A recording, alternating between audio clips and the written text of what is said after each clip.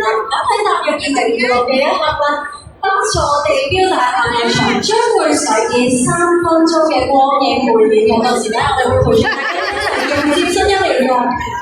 到時呢個儀式即將開始，有請香港警察樂隊進場。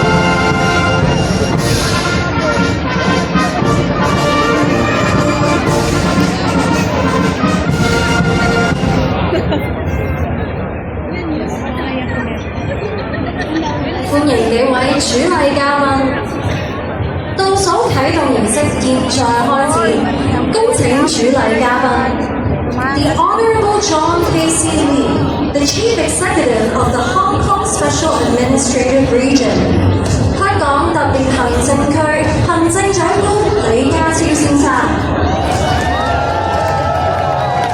Ms. Rosanna Law-Chaput, Secretary for Culture, Sports and Tourism of the Hong Kong Special Administrative Region， 香港特別行政區文化體育及旅遊局局長羅淑佩女士。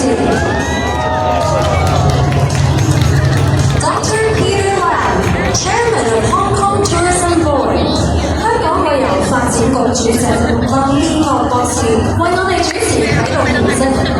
啟動儀式將會帶領我哋全場一齊倒數迎接2026，同時歷時3分鐘嘅燈光匯演亦都會緊接上演，將新年嘅祝福送俾香港同埋全世界。好啦，喺大家期待嘅同時咧，我哋先請幾位主禮嘉賓拎住寓意希望同埋祝福嘅巨型衛生巾，跟住正前方俾我哋記者朋友影張相先。我哋可以一齊望望正前方嘅相機。仲有大約1分鐘嘅時間咧，我哋就會進入2026年啦。我哋補多幾張相先啊！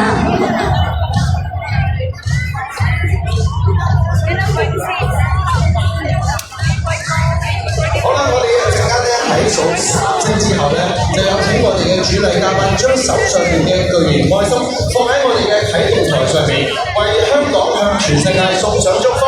預備3、2、1。